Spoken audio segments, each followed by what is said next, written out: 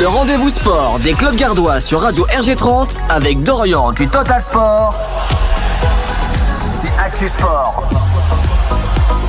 Bonjour et bienvenue dans 100% rugby pour vous parler de l'actualité de vos clubs rugby préférés de la région et du Gard. On va vous parler évidemment du rugby club nîmois parce que les Nîmois se déplaçaient ce week-end du côté des Espoirs, mais aussi de la Nationale 2 et les Voyants sont passés au rouge ce week-end pour les deux équipes avec la défaite des Espoirs qui se déplaçaient du côté de Groslay au stade de Pélissou.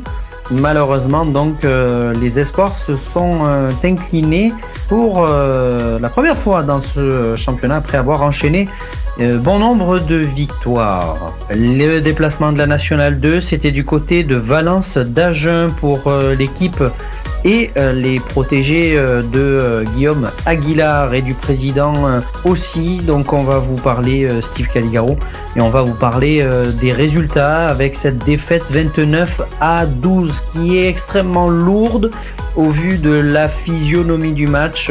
Dorian Gély qui a vu rouge avec derrière l'enchaînement, carton jaune pour Baptiste Sparano. Enfin voilà, le scénario le plus terrible est arrivé pour les Nîmois qui en ressortent d'effet de cette rencontre. Le retour a dû être long en tout cas pour l'équipe, mais il faudra ne pas se décourager et aller de retour sur les terrains et ça sera ce week-end face à Florence ce samedi 11 novembre. On vous en parle de tout ça vendredi dans le programme, on y est presque. Mon cher Jérôme, on est mercredi, il est 12h30 sur nos antennes et on va continuer de vous parler de l'actualité du rugby parce qu'il y a eu également un match du côté du rugby club Les Angles Gard Rhodanien avec la réception dans le cadre de cette nouvelle journée de championnat de fédéral 2B et 2 de la première. Et évidemment, on va aussi parler de tout ce qui s'est passé durant ces deux rencontres parce que ça aura été deux matchs passionnants dont l'un qui a pu être vécu sur les antennes de Total Sport Media. C'était la réception d'Avignon-le-Pontet, le derby qu'il ne fallait absolument pas manquer et ce, malgré la pluie. Les spectateurs sont venus en nombre du côté du stade Roger Pagès pour voir la rencontre qui les opposait donc à Avignon-le-Pontet comme je vous le disais et victoire pour les deux équipes. Dans un premier temps ce sont la fédérale 2B qui se sont largement imposées au tableau d'affichage d'ailleurs pour l'équipe des Angles, une victoire acquise 28-9 il me semble bien et donc voilà cette victoire qui a fait du bien pour là aussi les hommes de Jean-Philippe qui était d'ailleurs à fond derrière son équipe mais de la fédérale 2, il était en tribune pas très loin et on l'a bien entendu en tout cas encourager les équipes ce week-end et l'équipe de Christian Sancium et de tout son staff dans ce derby là aussi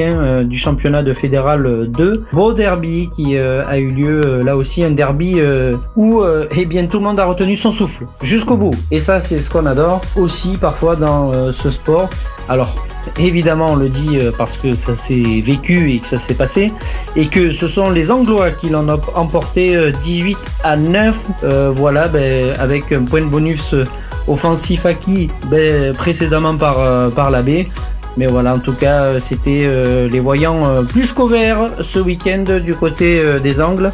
Et franchement, c'était plaisant de passer cet après-midi et soirée du côté de Pagès. Du côté du rugby club uzésien, là aussi, victoire acquise face à Poussan avec cette victoire 42-17, pardonnez-moi. Ils intègrent le podium et donc la 3e place à l'issue de cette 4e journée de ce championnat. Les Uzésiens donc qui sont juste avec devant eux Corbière et Plage d'Orbe.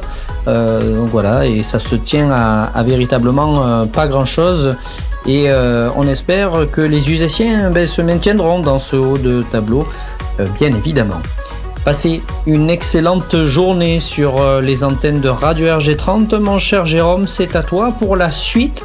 Et on se retrouve demain dans 100% football, toujours aussi de bonne humeur et en forme. Merci mon cher Jérôme.